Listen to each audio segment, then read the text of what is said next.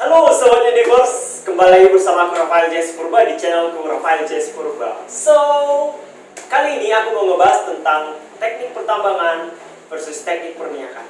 Tapi sebelum ke topik itu, jangan lupa untuk subscribe channel ini untuk perkembangan channel ini ke depannya. Dan juga jangan lupa komen untuk perbaikannya jika ada sesuatu yang perlu aku perbaiki dari channel ini dan juga dari video-video di dalam. So, langsung aja ke topiknya. Nah, teknik perminyakan versus teknik pertambangan. Nah, tapi topik ini bukan tentang mengadu antara teknik pertambangan dan juga teknik perminyakan, bukan. Tapi di sini lebih tentang menjawab pertanyaan yang muncul di email dan juga DM-ku, yaitu, Bang, teknik pertambangan itu gimana sih? Bang, teknik perminyakan itu apa sih? Teknik pertambangan dan perminyakan sama nggak ya? Atau teknik pertambangan bisa ke teknik perminyakan nggak ya? Atau teknik perminyakan bisa nggak ke dunia tambang ya? Nah, kira-kira kayak gitu. Nah, untuk menjawab itu, daripada aku harus jawab satu persatu, langsung aja melalui video ini aku coba berikan penjelasan sedikit saja yang mungkin aku tahu. Nanti kalian bisa coba search di Google dan juga bisa cek di video-video YouTube lainnya yang membahas lebih detail tentang video ini. So, langsung aja. Teknik pertambangan. So, di teknik pertambangan itu memang teknik pertambangan dan teknik perminyakan, khususnya di kampus Ganesha di ITB, memang berada di dalam satu fakultas yang sama, yaitu Fakultas Teknik Pertambangan dan Fakultas Teknik Pertambangan dan Perminyakan. FTTM, Fakultas Teknik Pertambangan dan Perminyakan. Jadi lupa ya. Nah, jadi di teknik pertambangan itu mereka lebih spesifik mempelajari tentang bagaimana menggali bahan-bahan tambang atau mineral-mineral tambang. Dan tentu saja ini keilmuannya berbeda dengan teknik perminyakan. Jadi tidak bisa dari secara keilmuannya, bisa aja dari segi manajemen masuk ke manajemen pertambangan dan ataupun manajemen perminyakan. Tapi secara keilmuan atau keteknikan, teknik perminyakan dan teknik pertambangan itu tidak bisa campur aduk atau tidak samalah keilmuannya. Di teknik pertambangan lebih mempelajari tentang bagaimana mengeksplor dan juga mengeksploitasi mineral-mineral tambang. Nah, untuk tambang yang berada di lebih dekat ke permukaan bumi itu ada dua macam untuk cara pengelolaannya dan pengambilannya, yaitu mungkin aja secara open pit ataupun underground. Dan untuk mengembangkan ke fasilitas-fasilitas itu ada keteknikannya tersendiri atau keilmuannya tersendiri, seperti blasting untuk membuat fasilitasnya dan juga bagaimana si alat-alat berat bisa masuk dan juga bisa mengeruk si mineral tambang, baik itu tambang emas, aluminium, terus nikel dan lain sebagainya. Jadi di ilmu keteknikan tambang ini banyak hal yang dipelajari di sana. Mulai dari bagaimana jenis-jenis mineral yang akan diambil, bagaimana supaya membangun fasilitasnya sehingga tidak gampang longsor, tidak gampang ambruk, bagaimana membangun jalur-jalurnya dan sistemnya gimana supaya underground mining itu tidak hancur atau tidak roboh, membangun fondasinya, bagaimana orang bisa masuk beserta dengan alat-alat berat dan meminimalisir terjadinya kecelakaan dan juga yang bisa berakibat ke kerugian ekonomi dan juga kerugian nyawa tentunya. Dan ini sangat-sangat tidak kita inginkan. Jadi ilmunya itu sangat-sangat spesifik dan sangat-sangat khusus. Nah, itu dari segi kulit luarnya di pertambangan. Sementara di perminyakan itu kita mempelajari tentang bagaimana memodelkan dan juga bagaimana caranya membangun pipa atau jalur si peralatan masuk ke dalam tanah yang jaraknya bisa ribuan meter, sehingga si minyak itu bisa kita tarik ke atas, bisa kita sedot ke atas, bisa kita produksikan ke atas. Singkatnya seperti itu. Jadi si perminyakan ini sendiri mengupas tentang bagaimana kita menentukan titik yang tepat dan efisien sehingga sampelnya bisa diambil, sehingga kita bisa mencari, oh ternyata kita bornya di sini gitu. Karena untuk membuat suatu sumur ke dalam dasar bumi itu cukup mahal, sehingga perlu keilmuan khusus untuk mengurangi resiko di mana kita tidak menemukan minyak atau sering kita sebut sebagai dry hole.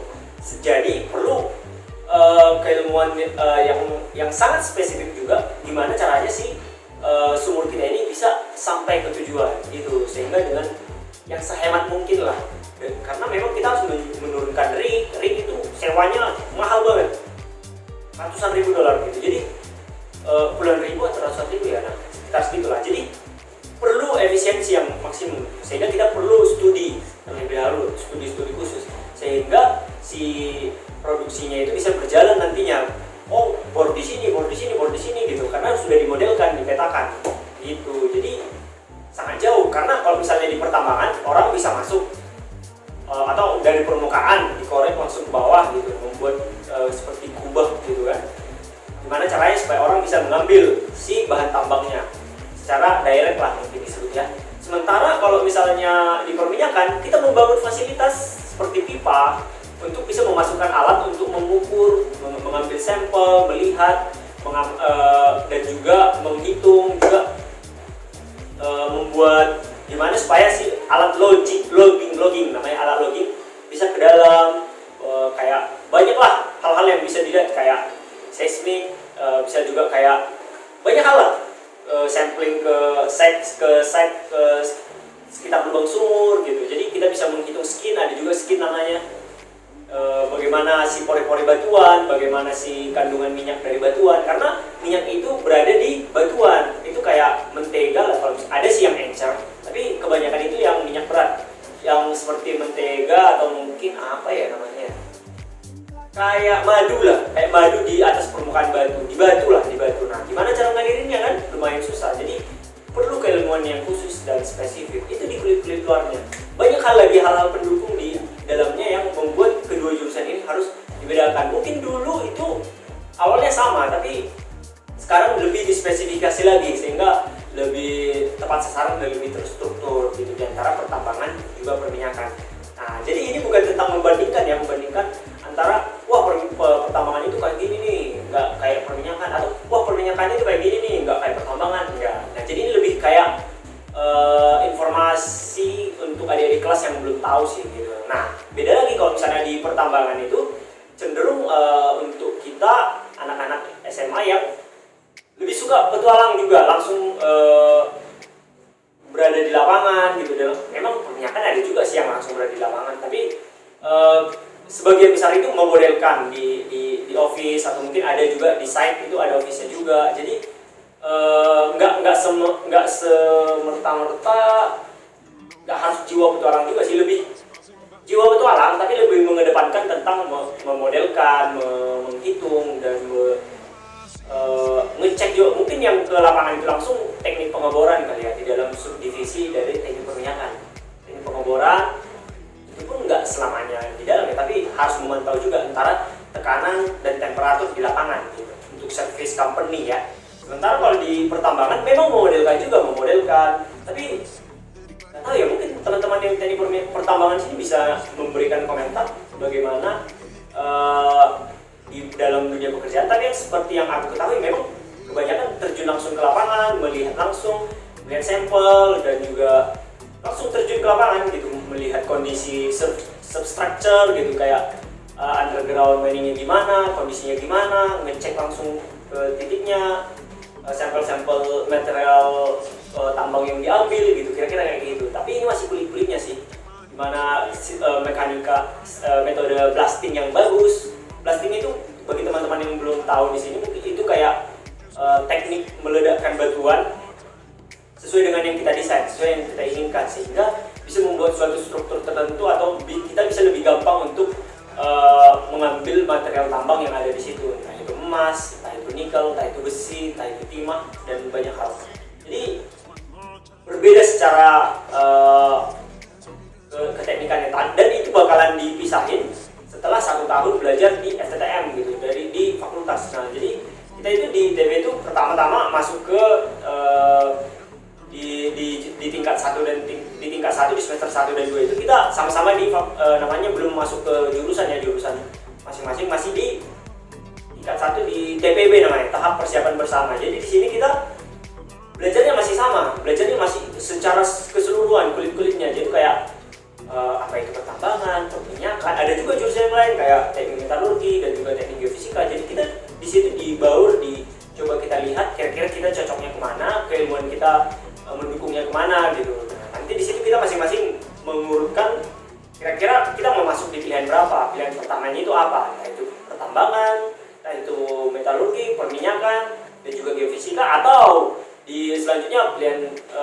pilihan dari siswa yang lain adalah perminyakan, metalurgi, pertambangan, geofisika, kira-kira gitu, atau geofisika, metalurgi, geofisika, pertambangan dan perminyakan gitu-gitulah. Jadi bakalan dipisahin masing-masing sesuai dengan keinginannya masing-masing, sesuai dengan apa yang kira-kira cocok dengan aku gitu. Karena di tahun pertama itu sekitar 2 semester itu betul-betul dikulik gitu. Ada di bagian mata kuliah yang kita ambil yang membahas tentang itu secara keseluruhan. Jadi kita lebih enak untuk memilihnya yang mana, karena udah tahu bakalan belajar apa aja, bakalan keilmuan apa aja yang dimaksimalkan. Kayak di perminyakan itu lebih keilmuan secara matematis gitu, kayak pemodelan dan juga hitung-hitungan itu lebih tinggi lah kali ya dari yang misalnya kalau di pertambangan belajar tentang batuan, gimana mekanisme batuan, properti dari batuan, sifat-sifat karakteristik dari batuan, ya kira-kira kayak gitulah. Jadi secara geologisnya, nah jadi agak secara spesifik sih masuk ke satu masing-masing jurusan ini. Kalau misalnya metalurgi dan geofisika beda lagi tentang alat-alatnya dan lain sebagainya. So ini masih kulit-kulit luarnya aja. Jadi kalau misalnya dari sini ya kita udah bisa lihat masing-masing ya ke mana aja kira-kira. Oh aku nih lebih sense of pemodelan dan juga hitung-hitungan dan juga kayak dalam tanda kutip kayak dukun batuan lah kali ya untuk perminyakan. Kayak melihat dokter di minyak itu ya, teknik perminyakan gitu, kayak dokter. Oh ini kira-kira kayak gini. Oh ini batuannya nggak mengandung minyak. Oh ini bakalan besar nih cadangannya gitu. Kira-kira kayak gitu. Nah jadi tentu aja kembali dari ke kalian sukanya yang mana. Suka berpetualang nih, masuk ke hutan terus lihat batu-batuan. Oh ini di sini kandungan emasnya tinggi. Oh di sini aluminium, timah, besi. Kemudian ambil sampel, lihat bangun fasilitas structure underground atau open pit, terus kemudian masukin alat-alat berat untuk mengangkut, dibawa ke tempat penampungan masing-masing, kemudian akan dipisah-pisahin, kira-kira kayak gitu. Modeling lagi, cadangannya seperti apa untuk tambang ini, tambang emas, berapa banyak yang bisa kita ambil, bagaimana mekanisme mengambilnya yang efektif dan efisien, bagaimana mengambilnya, mengembalikannya lagi, reklamasi, kayak bagaimana untuk mengembalikannya menjadi lebih hijau lagi, untuk ya kira-kira kayak gitulah. Banyak hal yang bakalan dipelajari secara spesifik, tapi kalian tentu udah bisa membedakan dan membayangkan. Jadi nggak semerta-merta yang perminyakan bisa ke pertambangan atau yang pertambangan bisa ke perminyakan gitu.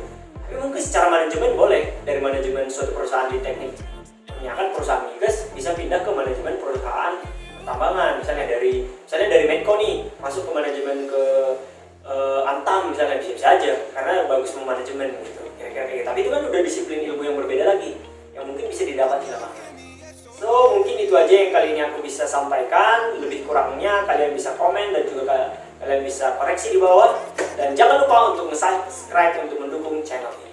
Oke, itu jadi dari aku. See you, stay bold, dan bye bye.